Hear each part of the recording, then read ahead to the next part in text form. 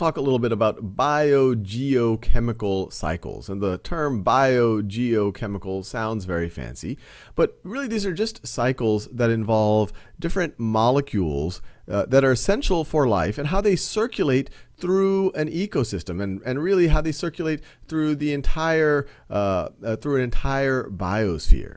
And the molecules that we care about, and molecules, they could consist of one element or multiple elements.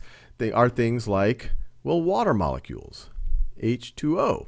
Oxygen and hydrogen make up a lot of living creatures, a lot of biomass. And water is just an essential element that is involved in life as we know it. We're also going to be talking about carbon. And carbon takes on many forms when we think about biogeochemical cycles.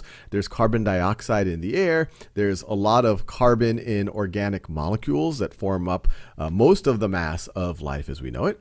And then there's actors that maybe don't get as much attention. There are things like nitrogen. And of course, you have characters like phosphorus. And you might say, okay, I get that most organic molecules are made up of a bunch of carbons and hydrogens and every now and then oxygens, but what about nitrogens and what about phosphorus?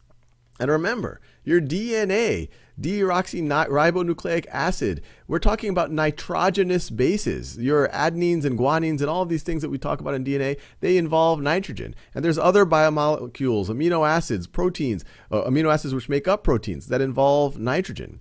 Phosphorus, ATP, the adenosine triphosphate. It's essential. It's in that core biomolecule. It's also in the backbone of DNA. So these are all essential elements for life. And the key thing is that they all get recycled through biogeochemical cycles. So they are all recycled. We talked about how an ecosystem energy flows. It might start with light energy from the sun, and then over time, as it's transferred from one form to another, as it flows from one form to another, it gets dissipated as heat. But the matter, the elements, the molecules here, this is recycled. It was originally formed. I mean, there's a few meteorites that hit every now and then. But the most part, most of the matter around us was here at the dawn of when the Earth was first formed. It was first created in the inside due to fusion reactions of stars billions and billions and billions of years ago. So all of life, everything that we've seen so far in the history of Earth, for the most part, is just the same elements and the same molecules that have been recycled over and over and over again. And so when we think about biogeochemical cycles, we will think about things like, if we're talking about H2O, we're going to think about the water cycle. Water cycle. And we have a whole video on that, but in just the short version of it is you could have water actually stored in multiple different ways. Some of it can evaporate as water vapor. Eventually it condenses in the form of clouds, and then it can rain back down. And along the way, you can have animals get access, especially to the fresh water, and make that part of the actual living organisms. You actually also have living organisms that view the water as part of their ecosystem, but we go into some depth in another video. You'll also hear people talk about, if we're talking about carbon, the carbon cycle. The carbon cycle. And just as a very high level overview of the carbon cycle, so let's say that's the ground. Let's say that this is a plant right over here. It's a primary producer, an autotroph. We talk about that in our ecosystem videos. So let me draw a leaf here. This is a plant that is growing. What it's doing while it takes light energy, so it gets light energy from the sun. So that's the light energy right over there. And it uses that light energy to fix carbon. The carbon that is making up this plant, it's just not emerging out of nowhere. It's being recycled. It's being recycled from carbon molecules that are in the air.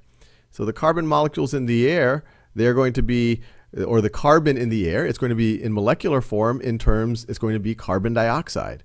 So that over there is CO2.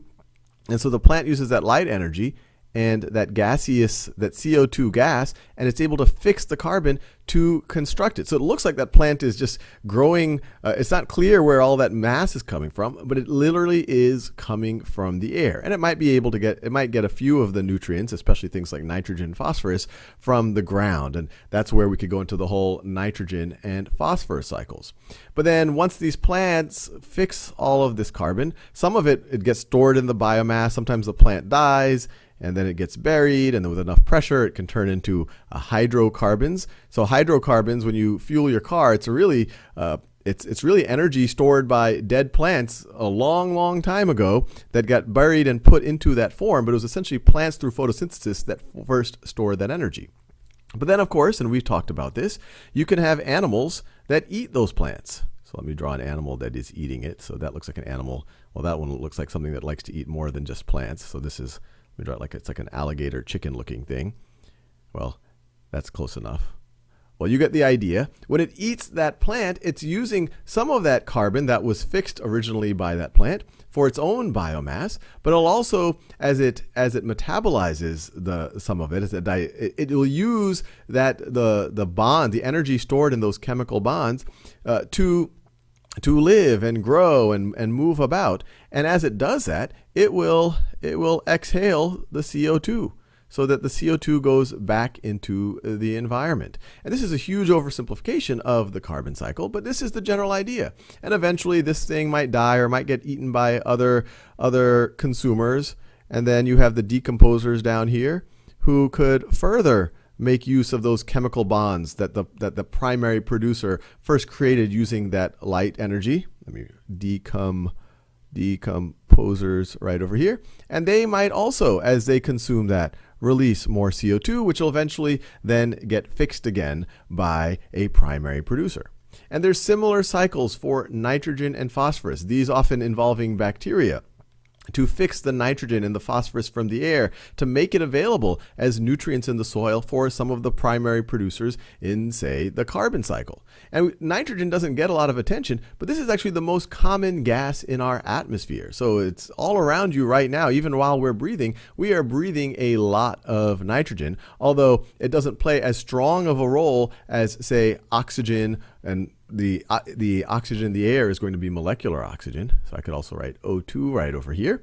Or as we breathe out, carbon dioxide. So I could write CO2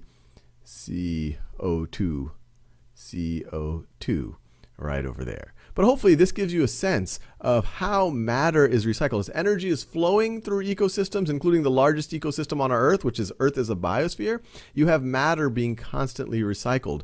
And the cycle of that matter we call biogeochemical cycles. I think I just said the word cycle a lot.